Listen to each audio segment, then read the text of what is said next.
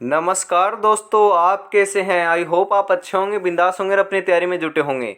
तो मैं मनीष पायल आपका अपने YouTube channel MP classes Jhunjhunu पर बहुत स्वागत करता हूं। दोस्तों, आज की क्लास में हम एसएससी जीडी भर्ती 2023-24 के लिए क्या है इंडिया जीके के 20 महत्वपूर्ण प्रश्न हल करेंगे। दोस्तों, क्या है आज की क्लास में हम विश्व भूगोल के 20 महत्वपूर्ण प्रश्न हल करने वाले हैं। दोस्तों, तो मैं आपको पहले से ही बता देता हूँ, इसी चैनल के माध्यम से आपको हिंदी के, रीजनिंग के और इंडिया जीके के महत्वपूर्ण प्रश्न टॉपिक वाइज प्रश्न प्रोवाइड कराए जाएंगे, रोज 20 प्रश्न। और आपको क्या है इसी चैनल के माध्यम से 60 प्रश्न तैयार कर सकते हो, मतलब ये 120 नंबर आप पूर्ण रूप से तैयार कर सकते हो यदि रेगुलर आप रहोगे। हम आपके लिए क्या है तत्पर हैं, रेगुलर रहेंगे, आपकी परीक्षा तक महत्वपूर्ण प्रश्न प्रोवाइड कराएंगे। दोस्तों, तो आज की क्लास हम बिना वक्त गवाए स्टार्ट करते हैं। किस महाद्वीप में एक भी ज्वालामुखी नहीं है। कौन से महाद्वीप के अंदर एक भी ज्वालामुखी नहीं है। दोस्तों, वेरी इंपॉर्टेंट प्रश्न है। कौन से महाद्वीप के अंदर एक भी ज्वालामुखी नहीं है, बताइए। अफ्रीका महाद्वीप, यूरोप महाद्वीप, दक्षिण अमेरिका महाद्वीप या ऑस्ट्रेलिया महाद्वीप, कौन सा महाद्वीप होगा। इसका जो करेक्ट आंसर है वो हो जाएगा ऑप्शन नंबर डी, ऑस्ट्रेलिया महाद्वीप के अंदर क्या है एक भी ज्वालामुखी नहीं स्थित है। ध्यान में रखिएगा दोस्तों, महत्वपूर्ण प्रश्न है ये। 22 नंबर प्रश्न हो जाएगा, विश्व में सर्वाधिक भूकंप किस पेटी में आते हैं। महत्वपूर्ण प्रश्न है दोस्तों, सभी के सभी, इसको भी वेरी इंपॉर्टेंट लगा लीजिएगा। कौन सी पेटी के अंदर क्या है सर्वाधिक भूकंप आते हैं। दोस्तों, इसका जो करेक्ट आंसर है वो हो जाएगा ऑप्शन नंबर सी, प्रशांत पेटी के अंदर क्या है सर्वाधिक भूकंप आते हैं। ध्यान में रखिएगा। 23 नंबर प्रश्न हो जाएगा, नीदरलैंड में समुद्र तल से नीचे स्थित निम्न भूमि क्षेत्र को किस नाम से जाना जाता है। निम्न जो भूमि क्षेत्र है उसको नीदरलैंड के अंदर समुद्र तल से नीचे है, उसको किस नाम से जाना जाता है, बताइए। इसका जो करेक्ट आंसर है वो हो जाएगा ऑप्शन नंबर सी। क्या हो जाएगा ऑप्शन नंबर सी, पोल्टर हो जाएगा। ध्यान में रखिएगा, पोल्टर नाम से जाना जाता है उनको। 24 नंबर प्रश्न हो जाएगा, भूमध्य रेखा से 5 डिग्री उत्तर एवं 5 डिग्री दक्षिण में स्थित दाब पेटी क्षेत्र को क्या कहा जाता है। ध्यान में रखिएगा दोस्तों, प्रश्न सही से ढंग से पढ़कर इसका आंसर आप दे दीजिएगा।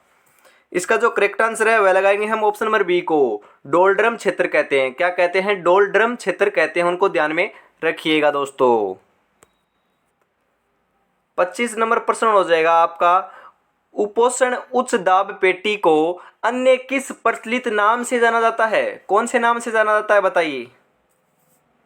इसका जो करेक्ट आंसर है वह हो जाएगा ऑप्शन नंबर ए, अश्व अक्षांश क्षेत्र के नाम से जाना जाता है। दोस्तों, ध्यान में रखिएगा।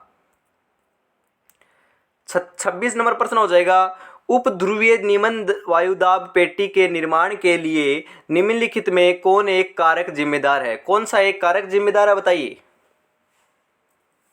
इसका जो करेक्ट आंसर है वह हम लगाएंगे ऑप्शन नंबर ए को, गुणन गति का क्या है एक कारक आपका ये इसके लिए जिम्मेदार है। दोस्तों, ध्यान में रखिएगा, महत्वपूर्ण प्रश्न है दोस्तों, ये साइंस के अंदर भी आता है, तो इस प्रकार के प्रश्न आपके क्या है इंडिया जीके के लेवल के अंदर भी आते हैं। तो एसएससी जीडी के अंदर आपको प्रश्न पूछा जा सकता है। दोस्तों, इसको क्या है वेरी इंपॉर्टेंट लगा लीजिएगा। यदि आप नोट्स बना रहे हो तो उसके ऊपर लिख लीजिएगा, जरूर आप नोट्स बनाइए परीक्षा तक। आपका 27 नंबर प्रश्न हो जाएगा, किस बल के प्रभाव के कारण उत्तरी गोलार्ध में पवनें दाईं ओर और दक्षिणी गोलार्ध में बाईं ओर मुड़ जाती है। किस कारण से होता है, कौन से बल के कारण होता है। दोस्तों, बताइए, महत्वपूर्ण प्रश्न है, सबसे इंपॉर्टेंट लगा लीजिएगा इसको भी। इसका जो करेक्ट आंसर हो जाएगा वह ऑप्शन नंबर सी हो जाएगा, कोरियोलिस बल के कारण। कौन से बल के कारण, कोरियोलिस बल के कारण। ध्यान में रखिएगा दोस्तों, इसका जो आंसर है वह गुरुत्वाकर्षण बल भी नहीं होगा और अपकेंद्रीय बल भी नहीं होगा और ज्वारीय बल भी नहीं होगा। दोस्तों, ध्यान में रखिएगा। 28 नंबर प्रश्न हो जाएगा, कोरियोलिस बल द्वारा पवनों की दिशा में होने वाले परिवर्तन को किस नियम के रूप में जाना जाता है। इसके लिए एक नियम कौन सा लगेगा आपको, अभी अभी मैंने आपको बताया है। तो इसका जो आंसर हो जाएगा वो हो जाएगा ऑप्शन नंबर ए, फेरेल का नियम। ध्यान में रखिएगा, आप इसको कोरियोलिस का नियम नहीं कह सकते हैं, इसको जो नियम होगा वह होगा फेरेल का नियम होगा। ध्यान में रखिएगा, इस प्रकार का क्या है आपके जो प्रश्न आते हैं उसके अंदर आप कंफ्यूज ना हो, तो दोनों प्रश्न मैं आपके लिए लेकर आया हूं। दोस्तों, आगे 29 नंबर प्रश्न हो जाएगा, वे पवनें जो सालों भर एक ही दिशा में प्रवाहित होती हैं एवं व्यापक भूभाग को प्रभावित करती हैं कहलाती हैं। क्या कहलाती हैं, बताइए। इसका जो करेक्ट आंसर है वह हो जाएगा ऑप्शन नंबर ए, ग्रही पवनें कहलाती हैं दोस्तों, ध्यान में रखिएगा। 30 नंबर प्रश्न हो जाएगा, निम्न पवनों में से कौन एक ग्रही या स्थानीय पवनें नहीं है? स्थानीय पवनें कौन सी नहीं है इनमें से? इसका जो करेक्ट आंसर है वो हो जाएगा ऑप्शन नंबर डी, पर्वतीय समीर या पवने जो है वह क्या है, ग्राही या स्थानीय पवने नहीं है दोस्तों, ध्यान में रखिएगा। दोस्तों चैनल पर पहली बार विजिट कर रहे हो तो चैनल को सब्सक्राइब जरूर कर लीजिएगा, और चैनल को सब्सक्राइब करके क्या है, बेल आइकन को प्रेस जरूर कर लीजिएगा, क्योंकि आगे आपके एसएससी जीडी की जो भर्ती आ रही है उसके लिए बहुत आपके लिए लाभदायक हो सकता है, क्योंकि इसी चैनल के माध्यम से आपको वो भी निःशुल्क हिंदी के, रीजनिंग के और इंडिया जीके के महत्वपूर्ण प्रश्न रोज प्रोवाइड कराए जाएंगे, तो दोस्तों ध्यान में रखिएगा। और दोस्तों यदि आपका कोई क्या है, आपके जो फ्रेंड तैयारी कर रहे हैं एसएससी जीडी की, तो उनको शेयर जरूर कीजिएगा, क्योंकि आपका एक शेयर उनकी ज़िंदगी बदल सकता है दोस्तों, तो एक शेयर आप जरूर कीजिएगा उनको। तो हम 31 नंबर प्रश्न की ओर बढ़ते हैं, किन अक्षांशों के मध्य अश्व अक्षांश का विस्तार मिलता है? कौन से अक्षांशों के मध्य में मिलता है बताइए? इसका जो करेक्ट आंसर है वो हो जाएगा ऑप्शन नंबर डी, 20 डिग्री से लेकर 350 डिग्री, मतलब 20 डिग्री से लेकर 350 डिग्री के मध्य में मिलता है दोस्तों। 32 नंबर प्रश्न हो जाएगा, उपोष्ण उच्च वायुदाब कटिबंधों से उपध्रुवीय निम्न वायुदाब कटिबंधों की ओर प्रभावित होने वाली स्थायी पवनें या हवाएं कहलाती है? क्या कहलाती हैं? वाणिज्य पवन कहलाती हैं, या पछुआ पवन कहलाती हैं, ध्रुवीय पवन कहलाती हैं, या जेट स्ट्रीम पवनें कहलाती हैं? कौन सी पवनें कहलाती हैं बताइए आप? इसका जो करेक्ट आंसर है वह हो जाएगा ऑप्शन नंबर बी, वाणिज्य पवनें कहलाती हैं दोस्तों, ध्यान में रखिएगा। 33 नंबर प्रश्न हो जाएगा, वायुमंडलीय दाब का मापन किस यंत्र के द्वारा किया जाता है? वायुमंडलीय जो दाब होता है उसका मापन होता है, आपको पता होगा, उसके अंदर प्रयुक्त होने वाला जो क्या है आपका मापक होता है या यंत्र होता है वह कौन सा होता है दोस्तों? महत्वपूर्ण प्रश्न है, वेरी इंपॉर्टेंट लगा लीजिएगा, और इसका आंसर आप कॉमेंट के अंदर फटाफट दे दीजिए, जल्दी से दे दीजिए। इसका जो आंसर है वह हो जाएगा आपका ऑप्शन नंबर डी, बैरोमीटर। क्या हो जाएगा? ऑप्शन नंबर डी, बैरोमीटर हो जाएगा दोस्तों, ध्यान में रखिएगा बैरोमीटर को। 34 नंबर प्रश्न की ओर बढ़ते हैं, क्षोभ मंडल की ऊपरी परत में तीव्र गति से प्रवाहित होने वाली पवन कहलाती है? कौन सी पवन कहलाती है दोस्तों? महत्वपूर्ण प्रश्न है ये, आपकी जो परत है उनके ऊपर। इसका जो करेक्ट आंसर है वह हो जाएगा option number C, jet stream कहलाती है, ध्यान में रखिएगा।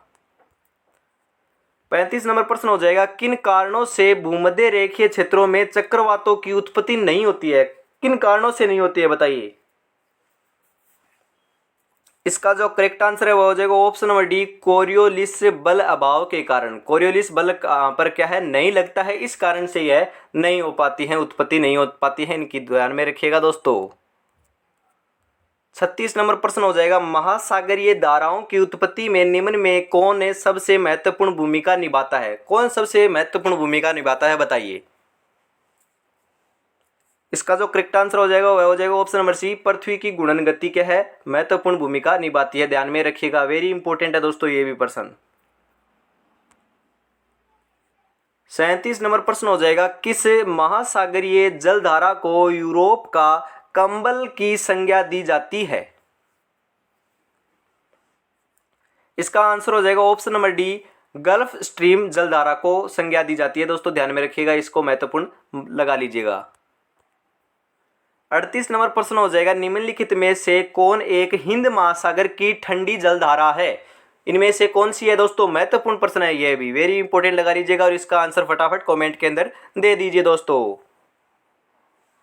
इसका आंसर हो जाएगा ऑप्शन नंबर सी, पश्चिमी ऑस्ट्रेलिया जलधारा, ध्यान में रखिएगा, पश्चिमी ऑस्ट्रेलिया जलधारा क्या है, आपकी हिंद महासागर की ठंडी जलधारा नहीं है, परंतु आपकी जो 3 जलधारा दी हुई है, मोजाम्बिक जलधारा, अगुलहास जलधारा और दक्षिणी विषुवतीय जलधारा क्या है, आपकी हिंद महासागर की जो ठंडी जलधारा है, ध्यान में रखिएगा। आपको यहाँ से 4 महत्वपूर्ण प्रश्न तैयार होते हैं, इनको भी ध्यान में रखिएगा दोस्तों, यह भी क्या है आपकी पूछी जा सकती हैं, ध्यान में रखिएगा कि हिंद क्या है, हिंद महासागर की ठंडी जलधारा कौन सी है, इनमें से आपको 3 अलग दी हुई आएंगी, तो यदि आप इनको ध्यान में रखोगे तो आप क्या है वह भी प्रश्न सही कर पाओगे दोस्तों, ध्यान में रखिएगा।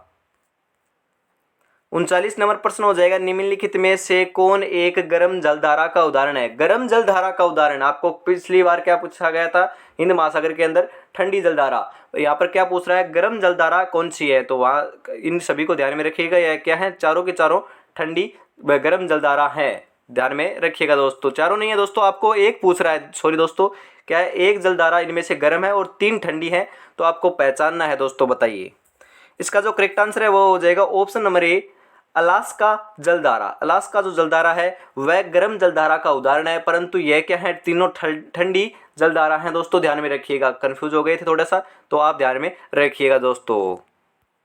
अंतिम प्रश्न आपकी स्क्रीन के ऊपर है दोस्तों, वायुमंडल में उपस्थित कार्बन डाइऑक्साइड गैस की मात्रा का अन्य गैसों की अपेक्षा कितना अनुपात होता है, कितना अनुपात होता है। उससे पहले मैं आपको बता देता हूं कि इसी चैनल के माध्यम से आपको 60 प्रश्न तैयार किए जाएंगे, मतलब कि 120 प्रश्न आप यहां से तैयार कर सकते हो एसएससी जीडी भर्ती के लिए, तो ध्यान में रखिएगा दोस्तों।